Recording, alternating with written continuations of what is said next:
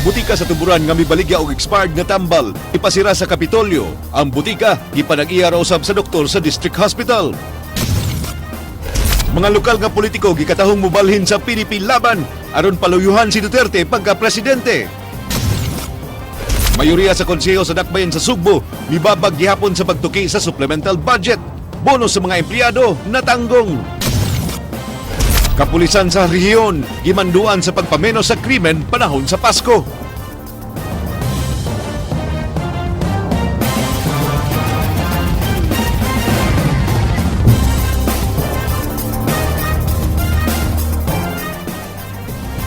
Maayong hapon Sugbo, Kabisayan, gimanduan sa hepe sa kapulisan sa rehiyon ang mga pulis sa pagmeno sa kriminalidad panahon sa Pasko. Usa ka full alert status ang gipatuman lukop rehiyon ug gipakatap ang mga pulis sa kadalanan.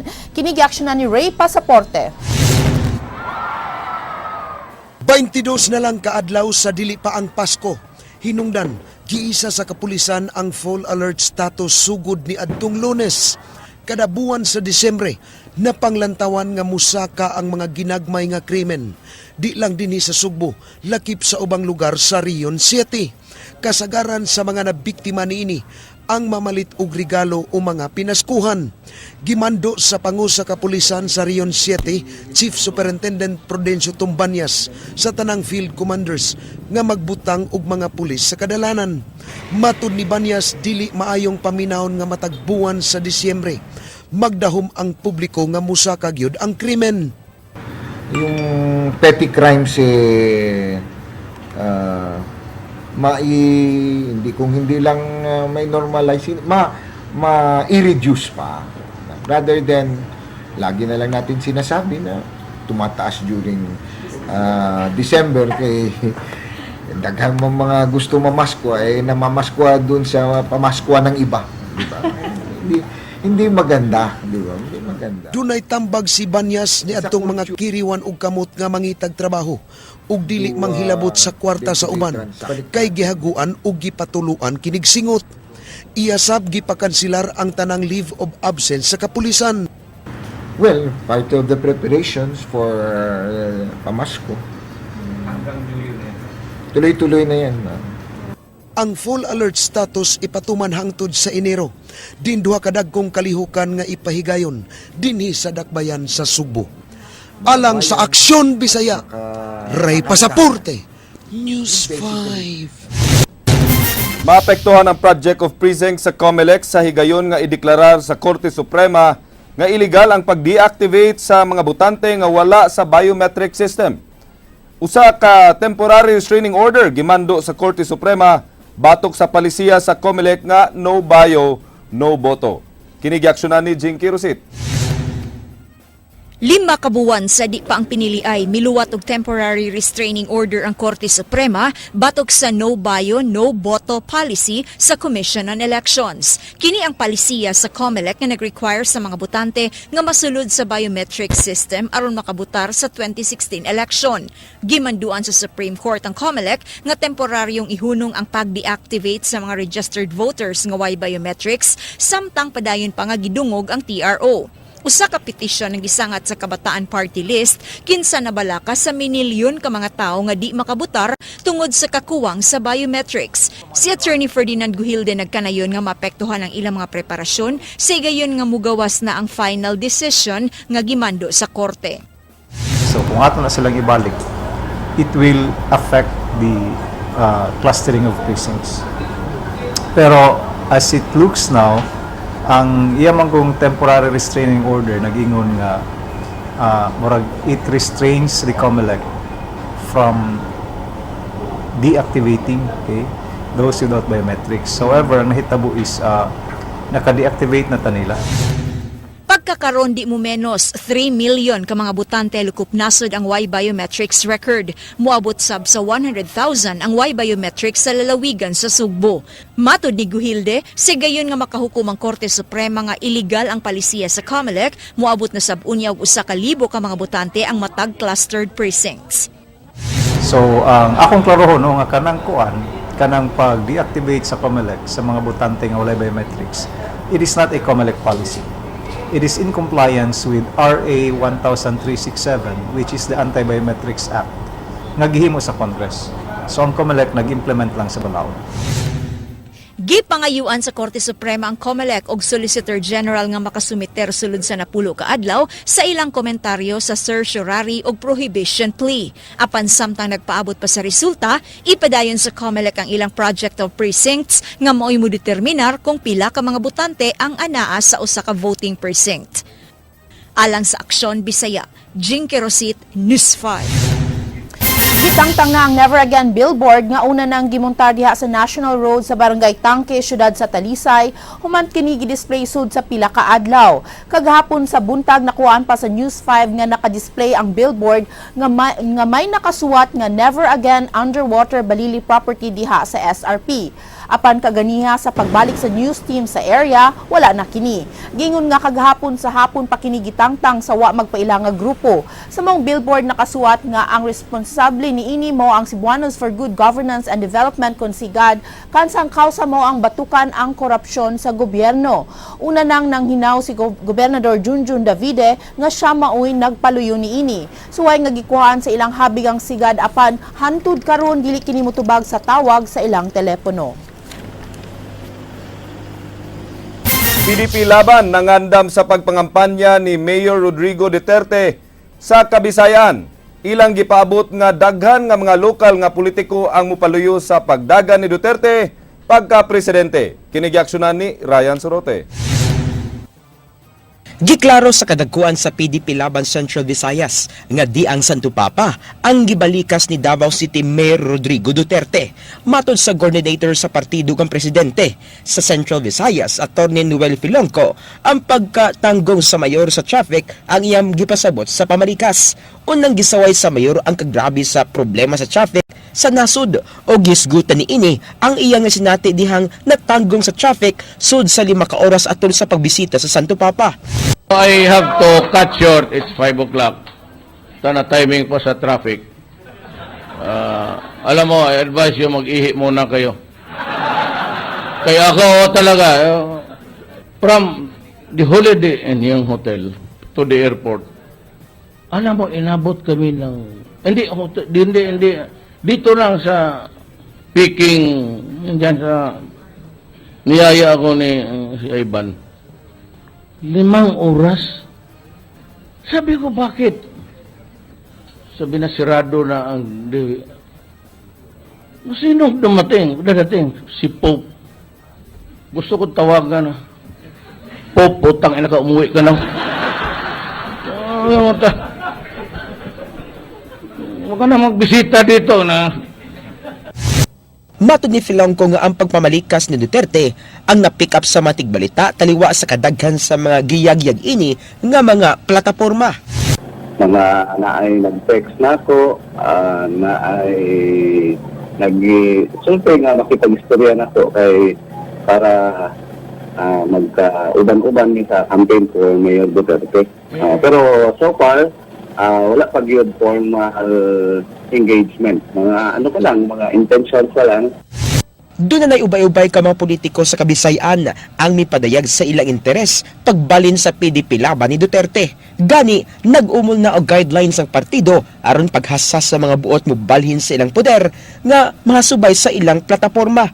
Ging dunay mga incumbent og former mayors ang buot mo balhin sa PDP laban ug ang uban ang mga nagpapili sa mas taas nga posisyon. Ang point out din ito si Pop ang GTI niya, kundi katong traffic na kung asa mapaihi yun ka kay 5 hours no na naaka sa sulod sa ilang sakyanan. Gihanay na sa partido ang kick-off sa kampanya ni Mayor Duterte sa Kabisayan uban sa pagkig-alayon nila sa mga leaders sa ubang mga dapit sa nasod.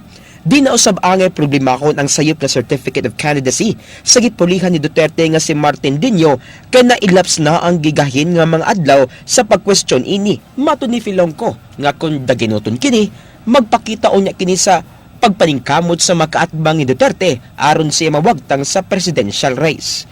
Alang sa Aksyon Bisaya, Ryan Sorote, News 5. Way pagsupak ang hepe sa kapulisan sa Rehiyon 7 nga ipatuman ng usa ka semana nga walay klase at tulo niya sa International Eucharistic Congress kon IEC karong Enero. Mabot sa 15,000 ka delegado ang gilaumang mutambong sa dakong kalihukan atol sa finale sa IEC nga ipahigayon sa South Road property gipaabot sab nga madugangan ang crowd og usa ka milyon ka tawo nga buot mosaksi sa kalihukan sa simbahan. Ang SRP usa lang sa upat ka venue nga pahigayunan sa kalihukan sa IEC gawa sa pavilion. Mato ni Chief Superintendent Prudencio Tambanyas, ang tanang venue din ipahigayon ang kalihukan sa IEC, ilaha kining butangan og daghang pulis aron masiguro ang kaluwasan sa manambong. Gawa sa mga tawo gikatahong maabot sa 20 ka cardinals ug usa ka papal nuncio ang mutambong sa IEC. Mato ni Banyas, nagkinahanglan gyud sila og dugang augmentation gikan sa laing rehiyon.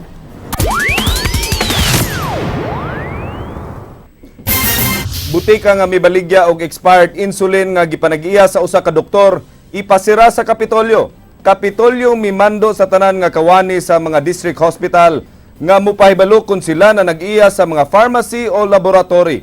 Kinigiaksyonan ni Jinky Rusit. Nagtinguha karon ang Provincial Health Office nga ipasira na lang ang butika nga nagtinda og expired nga insulin. Ang expired nga tambal mo'y gitumbok sa pamilyang Relavo nga hinungdan sa kamatayon sa maestrang si Hazel. Nasuta sa investigasyon nga dili rehistrado nga parmasya ang napalitan sa expired nga insulin didto sa tuburan. Apan giklaro sa pangu sa PHO nga si Dr. Cynthia Hinosulango nga kinahanglan pa kining moagi og tukmang proseso. Gitugyan na lang niya ngadto sa Chief of Hospital sa tuburan ang pagsusi kung kompleto sa mga rekisitos sama sa business permit ug license to operate ang butika nga nakapangan matud pa sa usa ka Iris May Vatanagul. Apan sa pakisusi nga gihimo sa News 5, ang tindera mitugan nga ang butika gipanag-iya ni Dr. Jataporn Vatanagul nga usa ka job order employee nga doktor sa Kapitolyo. He finds na may mga discrepancies and then next step, proper process aside because we cannot just go there and bring martilyo and lansang and make dok-dok and close the business establishment because this has to be done properly by the proper office and personnel involved. So kung wala siya business permit, so I think it's from the office of the mayor will now do the proper thing. Usa ka memorandum ang gitakdang ipagawa sa Kapitolyo sa tanang kawani sa district o provincial hospitals nga nag-require kanila sa pagpahibaw kung sila na nag-iya og pribadong laboratorio o kaha parmasya. Doctors and the rest of our hospital staff who may engage in private practice business entrepreneurship, just to be sure that everything, permits and all papers, all hired personnel have proper documentation para otherwise we have to take the necessary actions. Pagkakaroon gipaabot pa sa PHO ang resulta sa sample sa insulin nga ilang gisumite sa buhatan sa Department of Health human sila mangayog technical assistance ngadto kanila. Alang sa Aksyon Bisaya, Jinky Rosit, News 5. Mga sakop sa BOPK padayon nga nagmagahi sa ilang baruganan batok sa pagtuki sa supplemental budget sa dakbayan sa Sugbo. Lakip nga natanggong sa budget ang bayranan sa syudad ug bonus sa mga empleyado. Kinigiaksyonan ni Leslie Camanade Vistil. Motion of Member Wenceslao, please raise your right hand. Sa ikanom nga higayon, pakyas gihapon ang minority group sa konseho sa pagkumbinser sa majority nga matuki na ang supplemental budget number 1. Sa gipahigayong butasyon, upat lang ang mibutar nga uyon nga tukion na ang supplemental budget ug siyam ang diuyon nga puro sakop sa BOPK. Sa privilege speech ni Konsehal Noel Wenceslao, iyang giulagway nga wa nagyoy babag sa pagtuki sa supplemental budget tud kay ang reklamong gipasaka sa korte sa usa ka Romulo Torres gibasura man sa Regional Trial Court.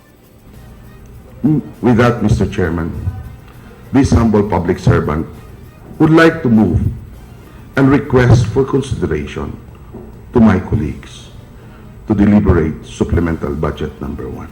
So move, Mr. Chairman. Apan sama sa naandan, gibabagan gihapon kini sa usa sa mga sakop sa BOPK nga si Konsehal Cicenio Andales. Matud pa ni Andales nga bisan og aduna pay desisyon ang korte nga nagbasura sa kaso ni Torres, kinahanglan pa nila makita ang finality of judgment gikan sa korte. Fundamental that a case will become final unless the court can issue the entry of finality of judgment. So I think it would be premature on our part to discuss SB1 unless and until the regional trial court can issue an entry of finality of judgment. Si Konsyel Jerry Carillo mihangyo sa mga sakop sa konseho nga mapalabang na ang supplemental budget aron di na magantos ang mga nag-ungot nga bayranan ug mahatag na ang productivity enhancement incentive sa mga empleyado. The regional trial court affirmed the legality of the resolutions which we passed and that the resolution is in accordance with the ordinance that we have passed, Mr. Chair. What I'm trying to say is that there is no more hindrance for us to proceed the discussion with the supplemental budget 1, Mr. Chair.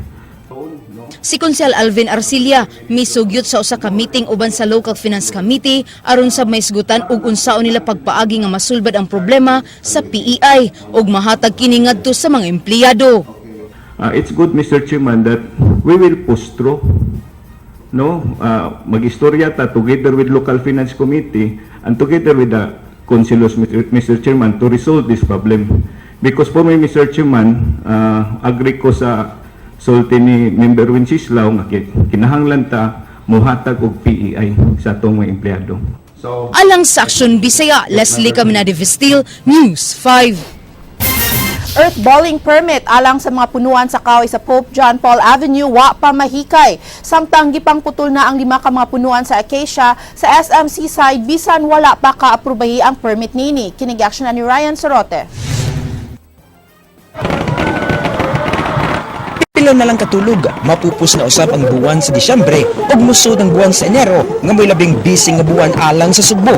Kay gawas sa tinuig nga sinulog sa ikatulong nga Domingo sa Enero, musunod dayon ang pag-host sa syudad sa ika-51 International Eucharistic Congress nga tambungan sa 15,000 ka mga lokal ug langyaw nga delegado. Usa sa mga problema sa dakbayan sa Sugbo ang pagminos sa trapiko palibot sa IEC Pavilion nga may pahigayunan sa mga kalihukan sa Congress. Usa nakit ang solusyon ang pagpalapad sa mga U-turn slots alang sa mga bus sa mga delegado.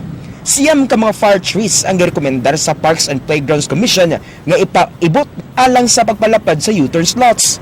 Na-comply na sa syudad ang marekisito sa permit sama sa Brage Certification, Public Works Certificate o minutes sa meeting sa public consultation. Disyembre na lang, wa paghihapon mo duso sa uluhang buhatan sa Department of Environment and Natural Resources ang earthballing permit sa Cebu City Government. Sa central office na sa amo sa part na to automatic yun siya. Okay. So ang problema namo ang pag-abot sa central office. So sa regional wala pa Walang problema, nakaabot. sir, wala. And Nabalaka ang DNR7 nga malangay ang pag-release sa permit tungod sa proseso sa pag-approve ini nga moabot og usa ka buwan. Mahimo pa hinuon nga mapadali ang pagluwat og earthballing permit sa DNR Central Office kung ma-follow up kini dayon sa may request og sa regional office. Gikan sa usa ka buwan, pwedeng mahimo og usa ka semana na lang ang application sa permit kung ma-follow up kini og tarong sa kauluhan. Kung maabot og 1 week, di na kaabtan, dili na siya kaabtan og 2 weeks. Gawas na siya. Basta nalay mag-follow up sa mga kay Samtang gisugdan na usab sa DNR7 ang investigasyon sa pagputol sa kontraktor sa SMC Side Mall sa 5 ka akasya sa tubang bahin sa dakong mall.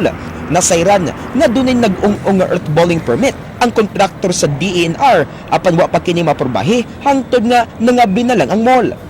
Kaninay mo tang 5 ka akasya sa Dan paingon sa dakbayan sa Talisay. Mahimo pa sa kanog kaso ang nagputol sa mga kahoy nga way pagtugot. Apan matod sa DNR, gamay lang alang sa SM ang multa nga 500 pesos ngadto sa 5,000 pesos apan mahimo usab nga mapriso sa unom ngadto sa 2 ka tuig. Actually sir, we dugay na jud mi anang nag-propose mga increase sa mga penalties pero actually wala siya ma-approve. I don't know sa higher authorities naman good na siya. Alang sa Aksyon Bisaya, Ryan Sorote, News 5. Mga PWDs na ngayog dugang financial assistance sa dakbayan sa Sugbo. Buto sa buwag tangon sa konseho ang requirement nga 5 ka tuig sukad pagparehistro una makadawat og hinabang gikan sa syudad. Kinigiaksyonan ni Leslie Caminada-Vistil. Sa gipahigayong public hearing kaganiyang buntag, but sa mga sakop sa person with disabilities nga mahisama ang ilang financial assistance sa mga senior citizens. Matud pa nga unta mahatagan sila og kahigayunan sa konseho nga dunggon ang ilang hangyo tud kay bisan tuod og tabangonon ang katigwangan, mas labaw nga tabangonon sila. Kasagaran kanila adunay gipang mintenar nga tambal matag adlaw. Gipangamahanan ni Konsel Eugenio Gabuya ang usa ka ordinansa nga maghatag sa mga registered PWD sa Sugbo og tag 12,000 imbis nga tag 3,000 pesos matag tuig. Libre lang jud tanan ma sir. Kay parihara mi nagkinahanglan mi og need. Nagkinahanglan sila tambal, nagkinahanglan sad mi. Nya and then parihara sad sa senior citizen na slay dato, na slay pobre. Ngano man kung ang CPWD is i-label na to, ngaway ang senior citizen di man na to i-label. Nga naman sila yung mga dato dinha. Mana nga ang ako lang jud label lang jud tanan sir. Salamat. Dili pataso nga dato siya nga pobre, patas gid ta. Ana ra jud sir. Salamat. So, mao na imong una-una. Sa senior citizen, nga parehasan gyud ang PWD. Kaya amo mo nakita nga mas nakinanglan jud og tabang ang mga PWD more than the senior citizen, no? Samtang gigisal sa konseho si John Michael Mitaran sa Department of Social Welfare Services Office, diyang nasayran nga white tarong guidelines kung si kinsa ang ilang marehistro. May year na per-register lang. How mo siya na per-register? So next year na siya. So the next year, na siya register. magkadawat na. Yes, ma'am. Priority is 1997 to 2010. O 2010 pa August. Buot masayran sa mga sakop sa konseho kung unsay guidelines sa DSWS aron marehistro ang usa ka PWD. Gi-request sa konseho nga ihatag kanila sa DSWS ang mga guidelines. Kung mapakyas ang DSWS, ang konseho na mo imuhimo niini. Ang kanang labeling pag-accept na unsa nga defect nga atong tagaan. Di ba? Unsa nga defect, like for example ang ingon ang kanang ganjuhos, di ta mohatag kanang ganjuhos lang mura defect kay sa ako sang ingon nga ang tanan nga wearing eyeglasses are one of the disabilities naman. Di ba? Pero mao na ato i-categorize atong ikuan unsa nga defect nga atong tagaan. Buot ni Konsel Gabuya nga mausab ang qualification sa usa ka aplikante pagka PWD kini sama sa 5 ka tuig nga pagkarehistro aron makadawat sa hinabang. Matud pa ni Gabuya, di kinahanglang langay-langayon ang paghatag og hinabang sa mga PWDs. Sa akong bahin, kanang 5 years is too much, no? Kinahanglan nga sa ako usbon ako kung mo-qualify ka, if you already submitted all the documents nga kanang nga PWD jud kayo, you are qualified to receive the financial assistance. Alang sa Aksyon Bisaya, Leslie Caminade, Vistil News 5.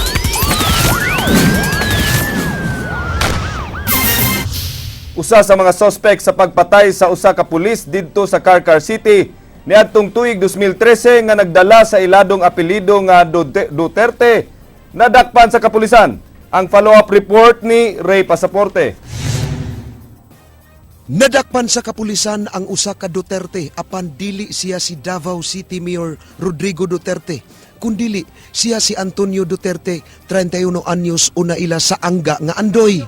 Si Duterte nadakpan sa mga sakop sa Regional Operations Group 7 niadtong Domingo sa hapon sa Tigbakayan sa Barangay Sudlon 1 sa dakbayan sa Sugbo pinaagi sa alias warrant of arrest sa kasong murder nga giisyu ni RTC Presiding Judge Marialina Advento. Ang dinakpan mao'y usa sa gitudlong sospek sa pagpusil patay ni P1 Felicissimo Unabia Jr. niadtong Disyembre 23, 2013. Sa CCTV footage nakita si Unabia nga nagbarog daplin sa karsada sa poblasyon Carcar City nga naka-uniforme ni adtong higayuna samtang maghuwat og bus nga kasakyan niini paingon dinhi sa dakbayan sa Sugbo. Ang biktima mo duty pagka alas 10 sa gabi sa mobile patrol. Usa ka motorsiklo ang nakuha sa CCTV nga nagisakyan sa duha ka lalaki nga nihunong sa atbang ug wa magdugay ni abante sa wala matinong direksyon. Pipila ka gutlo ang nakalabay. Nagpaingon na ang motorsiklo ug nihunong sa atubangan nga bahin sa biktima ug gipusil siya sa angkas sa makadagang higayon. Sa kamatayon sa pulis na sulod sa top 2 most wanted sa Carcar si Duterte. He was sighted inside the Tigbakayan of Sudlon 1, Cebu City. That's why nag-verify sa tropa, indeed na siya dito. So, just the warrant of arrest was served. Si Duterte niingon nga sa maong hitabo, wala siya sa barangay Valencia, Carcar City kay tuig 2010 pa siya. Nagpuyo sa barangay Sudlon 1 uban sa iyang pamilya. Wala magbuhat na sir, nangumang na tao sir. Mao to kung na kanan sir nga nganong gidakop ko lang ko sa nangumang tao. Wala sir, wala ma'am. Wala ko kaila. Mutaw, imo tayo wala, inboard ako daw. Mama ko na hibalaan, inboard ako pero wala yung magbuhat anak. Alang sa Aksyon Bisaya, Ray Pasaporte, News 5. PRO7 nagkuwang na karon og mga police officials human pipila kanila gibalhin sa bag-ong natukod nga Police Regional Office 18 kun Negros Island. Ang report ni Ray Pasaporte. Nagkuwang na karon sa mga opisyal ang Police Regional Office 7 human ang uban niini gidestino sa bag-ong namugna nga Negros Island kon PRO 18. Niadtong Lunes gipahigayon ang soft turnover sa bag-ong Regional Director sa Negros Island Region 18 nga si Chief Superintendent Conrado Capa Jr. Si Capa kanhi na destino sa PRO 7 ug nahimong Acting City Director sa Cebu City Police Office sud sa pipila ka buwan sa wala pa siya gibalhin sa Campo Crame. Si Senior Superintendent Mariano Natuel Jr., Director sa Mandawi City Police Office, mauna karon ang directorial staff sa Regional Office 18 ug ang gitudlong officer in charge sa MCPO mauna si Superintendent Julian Intuma. Samtang si Senior Superintendent Valfrey Tabian kanhi DRDO sa PRO 7 mausab ang Deputy Regional Director for Administration sa PRO 18. Subay niini giangkon ni Chief Superintendent Prudencio Tombanyas nga nagkuwang na karon og opisyal ang PRO 7. Bisan pa man niini nagpasalamat gihapon si Banyas nga gihatagan sansa sa Campo Crame nga makahupot sa taas nga posisyon sila si Natuel og Tabian. Sa aming serbisyo nga we follow orders. So Gitudlo nga bag-ong DRDA sa PRO 7 si Senior Superintendent Sildan Hakaban. Samtang girekomendar ni Banyas sa Chief PNP si Senior Superintendent Raylin Dunlawas isip Deputy Regional Director for Operation DRDO. Si Lawas mao'y kasamtangang Directoral Staff sa PRO 7. Samtang sabutan pa nila si kinsa ang mupuli sa gihuptan nga posisyon ni Lawas. Usa sa mga kandidato sa muhulip kang Lawas mao si Senior Superintendent Noel Gilyamak nga kasamtangan karon naglingkod isip Provincial Director sa Kapulisan. I know him from previous work together, and he was my underclass PMA din, a member of Class 85. He was formerly with the Highway Patrol Group kanang gisabak sa EDSA ba. So ilang grupo na, and he was given the chance to be promoted to a star rank position as our Deputy Regional Director for Administration. Dugang sab ni Banyas sa dili pa ang eleksyon ban sa buwan sa Marso sunod tuig. Posibleng mupatuman siya og major revamp. Ilabi na kadtong mga pulis nga dunay sakop sa pamilya o paryente nga nidagan sa eleksyon karong Mayo, samtang ang uban ni sobra na sab sa ilang tour of duty. There are also factors that we have to consider right now. Daghan sa ating mga commanders din sa PRO 7 ay sobra na sa 2 years tour of duty as provincial directors. So they're slated to be replaced. One of that is sa Cebu Province na si Senior Superintendent Noel Gilyamak, and sa Bohol si Senior Superintendent Agustin. Alang sa Aksyon Bisaya, Ray Pasaporte, News 5. Sa pagsud sa buwan sa Pasko, ang Department of Trade and Industry Region 7 hugot nga nagmonitor sa mga pang Noche Buena sa mga supermarkets. Apan ilang namatikdan nga ang presyo sa ubang mga palaliton misaka na. Ang report ni Ryan Sorote. Mas gipahugtan sa Department of Trade and Industry ang pagmonitor nila sa mga pang Noche Buena karon nga taliabot na ang Pasko. Kini human dunay report nga dunay pagnihit sa mga pang-Noche Buena sa kauluhan. Gipasalig sa DTI nga magpadayon ang igong supply sa mga pang-Noche Buena dinhi sa rehiyon, pinaagi sa adjustments nga buhaton sa mga suppliers. So far sa atong pag-monitoring, all are within the SRP. There are even some ubos sa SRP. Namatikdan hinuon sa DTI ang pagsakagamay sa presyo sa ham, cheese ug mga cocktail nga sagad halinon karong Christmas season. Doon na hinoy ubang mga Noche Buena favorites ang wa mi mahal ug na-maintain lang ang presyo. Gibantay nun sab ang presyo sa sandwich spread, mayonnaise, pasta, macaroni, spaghetti sauce, tomato sauce ug creamer. Matag semana na karon ang price monitoring sa ilang mga enforcement officers sa tibuok probinsya sa posible nga mga mupahimos sa Christmas season. Gipanglantawan na sa DTI nga magpabilin ang kasamtangang presyo sa pang Noche Buena hangtod nga mahuman ng buwan sama sa miaging tuig.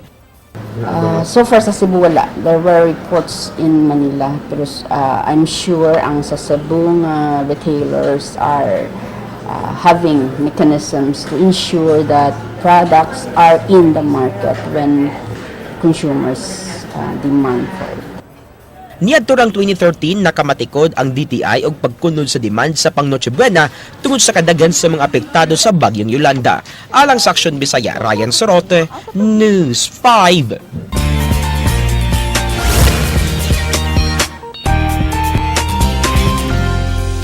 Happy Wednesday mga igsoon! Laing mga televiewers ug listeners sa TV5 ug Radio 5 Cebu ang gipang-apod-apuran og mga papremyo ug kalipay sa naginusarang Happy Network sa Pilipinas atol sa kapistahan sa Sitio Pantalan, Barangay Talisay, Santa Fe, Cebu. Ilang gikauban ang TV5 sa paghatod og kasadya sa mga lumulupyo dito. Ani ang report sa inyong yours truly, ang paglakwat sa ni JP Laucotsera. Okay lagi, happy man pusat kita dinhi sa Sitio Pantalan ato sa masaksihan ang pagpandit sa kasadya sa TV5. Blockbuster ang gidaghanon sa mga kapatid natong Santa Fehanon nga mitambong sa gipahigayong Kapatid Night sa TV5 sa Pantalan na Barangay Talisay, usa sa mga barangay sa Santa Fe, Isla sa Bantayan. Come on, girl! Okay, tomorrow! Mas nahimong mabulukon ang maong kagabhion sa dihang nagpauwan og mga papremyo ang Kapatid Network sa maong lugar. Cellphones, kitchenwares, limited edition TV5 t-shirts ug mga giveaways gikan sa mga nagunang sponsor sa TV5 mao'y nadagan sa mga kapatid natong Santa Fehanon atol sa gipahigayong raffle draw. Nagpahugyaw sab sa tanan ang performance sa stand-up comedian nga tuyong gidala sa TV5 sa maong lugar aron magsabwag og happy vibes.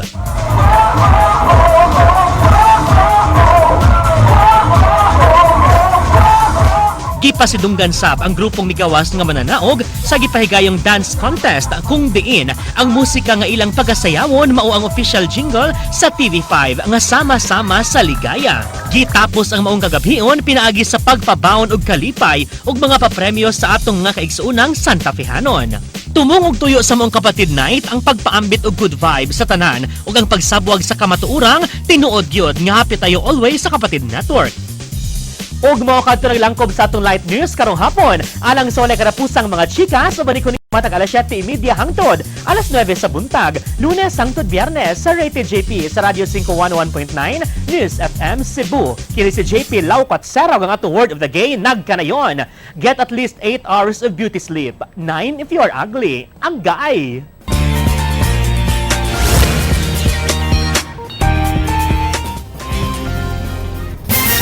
Glenn, wako ng limited edition TV5 t-shirt. Mga inya kong JP. Pila ka hours of sleep imo? Depende. 8, kay mo may required sa law. Sa law. Pingon sa mo 9, kung kapuy kay ka. Wa mo ko naminaw ni JP. Pero sige, thank you. I'll take it as a compliment. Ako mga 6 naman. Ano ba? Mas gwapo ka kay 6 man ka ang imuha. Assuming sad ning usad. It's not required by law. December 2 na Atty. Georgia ug akong bation ng akong pinalanggang inahan sa iyahang birthday. Happy birthday, tita. Ang bukong babae sa akong kinabuhi. The only girl in Mr. Soco's life. Maugad to ang mga balita sa Aksyon Bisaya. Ako si Glenn Soco. Mga balita nga pundasyon sa ligdong nga opinyon o konkretong solusyon. Ako si Georgia Herrera. Bisan asa, bisan kanusa. Kapatid! Kadilang kutob sa balita. Aksyon!